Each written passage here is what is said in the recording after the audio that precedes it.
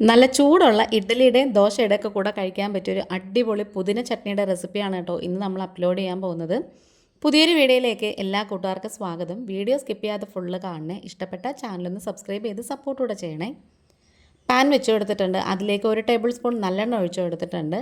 ഇനി നമുക്കിതിലേക്ക് ചേർത്ത് കൊടുക്കേണ്ടത് 1 ടേബിൾ സ്പൂണ് ഉഴുന്ന് പരിപ്പാണ്. അത് പിളർപ്പായാലും കുഴപ്പമില്ല, മുഴുവനായാലും കുഴപ്പമില്ല.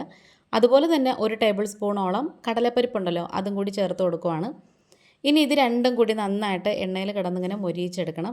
ഇതുപോലത്തെ ചട്നി ഉണ്ടല്ലോ, പുതിന ചട്നി, മല്ലിയില ചട്നി, അതുപോലെ തന്നെ ഉള്ളി ചട്നി, തക്കാളി ചട്നി, ഇതെല്ലാം ഉണ്ടാക്കാൻ നല്ലെണ്ണയാണ് കേട്ടോ കുറച്ച് കൂടുതൽ നല്ലത്. ഇനി നമുക്കിതിലേക്ക് എരിവുള്ള മുളകാണ് ഞാൻ ചേർത്ത് കൊടുത്തേക്കുന്നത്. ഈ ഒരു മുളകിന് ചെറിയൊരു കളറും ഉണ്ട്, എന്നാൽ അത്യാവശ്യം നല്ല എരിവും ഉണ്ട്. ഒരു 3 എണ്ണം ചേർത്ത് കൊടുത്തിട്ടുണ്ട്. 2 വലുതും 1 ചെറുതുമാണ് കേട്ടോ എടുത്തേക്കുന്നത്. ഇത്ര എടുക്കുമ്പോൾ തന്നെ കറക്റ്റായിട്ട് എരിവ് പാകമായിരിക്കും. ഇനി ഇതെല്ലാം കൂടി നന്നായിട്ട് മൂപ്പിച്ചെടുത്തിട്ടുണ്ട്. വറ്റൽ മുളകിൻ്റെ കളറ് മാറാതെ നോക്കണം. അത് നമുക്ക് കോരിയെടുത്തതിന് ശേഷം അതേ പാനിലേക്ക് ഒരു 5 ചുവന്നുള്ളിയും പിന്നെ അതുപോലെ തന്നെ ഒരു ഇടത്തരം സവാളയും കൂടി എടുത്തിട്ടുണ്ട്. അത് തൊലിയൊക്കെ കളഞ്ഞ് കഴുകി വൃത്തിയാക്കിയതിന് ശേഷം ചെറുതായിട്ട് അരിഞ്ഞതിന് ശേഷം ഈ ഒരു എണ്ണയിലേക്ക് തന്നെ ഇട്ട് കൊടുക്കുവാണ്. അപ്പോൾ ഉള്ളിയൊക്കെ പെട്ടെന്ന് വാടി വരാൻ വേണ്ടിയിട്ട് നമുക്കിതിലേക്ക് പാകത്തിനുള്ള ഉപ്പും കൂടി ചേർത്ത് കൊടുക്കാം. ഉപ്പ് നമ്മൾ ചേർത്ത് വഴറ്റുമ്പം ആ ഒരു ഉള്ളി പെട്ടെന്ന് തന്നെ വാടി കിട്ടും. നല്ല ടേസ്റ്റാണ് കേട്ടോ ഈ ഒരു ചട്നി എന്ന് പറയുന്നത്. ഇനി നമുക്ക് നന്നായിട്ട് പഴുത്ത ഒരു തക്കാളിയും കൂടി ചേർത്ത് കൊടുക്കാം. ഇതിൽ എക്സ്ട്രാ നമ്മൾ പുളിയൊന്നും ചേർക്കുന്നില്ല. ഇതുപോലത്തെ ഈ പഴുത്ത തക്കാളിയുടെ പുളി തന്നെയാണ് ധാരാളം. ആ ചൂടായിട്ടുള്ള ഇഡ്ഡലിയുടെയും അതുപോലെ തന്നെ ചൂടായിട്ടുള്ള ദോശയുടെയൊക്കെ കൂടെ കഴിക്കാൻ ഈ ഒരു ചട്നി മാത്രം മതി കേട്ടോ. പിന്നെ നമുക്ക് എത്ര വേണമെങ്കിലും കഴിക്കണം എന്ന് തന്നെ തോന്നും.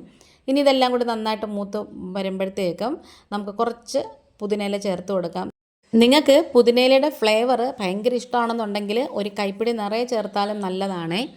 ശരിക്കും പറഞ്ഞാൽ ഇത് മസാല ദോശയുടെയും ഒണിയൺ ഉത്തപ്പത്തിൻ്റെ കൂടെ കഴിക്കാനൊക്കെ സൂപ്പർ ടേസ്റ്റാണ്.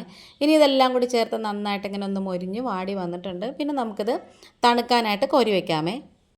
ഈ ഒരു ചാനൽ കണ്ടിട്ട് ഇതുവരെയും സബ്സ്ക്രൈബ് ചെയ്യാതെ അല്ലെങ്കിൽ ആദ്യമായിട്ട് കാണുന്ന കൂട്ടുകാർ ആരെങ്കിലും ഉണ്ടെങ്കിൽ ആ ഒരു ബെല്ലൈക്കണും സബ്സ്ക്രൈബ് ബട്ടണൊക്കെ പ്രസ് ചെയ്തിട്ട് അതിലുള്ള ഓപ്ഷനും കൂടി കൊടുക്കണേ. എങ്കിൽ മാത്രമേ ഞാനിടുന്ന നെക്സ്റ്റ് വീഡിയോസൊക്കെ നോട്ടിഫിക്കേഷനായിട്ട് കിട്ടത്തുള്ളേ. ഇനിയുണ്ടല്ലോ നമ്മളിതെല്ലാം എടുത്ത് വെച്ചത് നന്നായിട്ട് തണുത്ത് വന്നിട്ടുണ്ട്. അപ്പോൾ നമുക്കിത് ഒരു ബ്ലെൻഡറിലേക്ക് ഇട്ട് കൊടുത്തതിന് ശേഷം നന്നായിട്ട് നല്ല വടുകനെ അങ്ങ് അരച്ചെടുക്കണേ. നല്ല പേസ്റ്റ് രൂപത്തിൽ അരച്ചെടുത്തിട്ടുണ്ട്. കുറച്ചും കൂടെ ലൂസ് ആക്കണമെന്നുണ്ടെങ്കിൽ അങ്ങനെ വേണമെങ്കിലും ചെയ്യാം. ഇതിപ്പോൾ ഞാൻ എടുത്തേക്കുന്നത് കറക്റ്റ് പരുവാണ്. ദോശയുടെ കൂടെ മുക്കി കഴിക്കാനൊക്കെ നല്ല ടേസ്റ്റാണ്. അത് മാത്രമല്ല നല്ലൊരു കറക്റ്റ് കൺസിസ്റ്റൻസിയാണ്. ഇനി നമുക്ക് കുഞ്ഞ് കൈച്ചട്ടി വെച്ച് കൊടുക്കാം. അതിലേക്ക് 1 ടീസ്പൂണ് നല്ലെണ്ണ ഒഴിച്ചു കൊടുത്തിട്ട് അതിലേക്ക് തന്നെ ഒരു 1/2 ടീസ്പൂൺ കടുകും പിന്നെ 1 വറ്റൽമുളക് മുറിച്ചതും കുറച്ച് കറിവേപ്പിലയും കൂടി ചേർത്ത് താളിച്ചങ്ങ് ഒഴിച്ചു കൊടുത്താൽ മതി.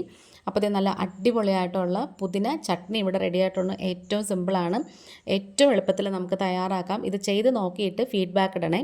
ഇതുവരെയും സബ്സ്ക്രൈബ് ചെയ്ത് കൂടെ നിൽക്കുന്ന എല്ലാ കൂട്ടുകാർക്കും ഒത്തിരി നന്ദിയുണ്ട്. അപ്പോൾ നമ്മുടെ വീഡിയോ വൈൻഡപ്പ് ചെയ്യാറായി. ഇന്നിപ്പോൾ ഇത്രയേ ഉള്ളൂ. വേറൊരു വീഡിയോ ആയിട്ട് വേഗം തന്നെ വരാം. Thanks for watching.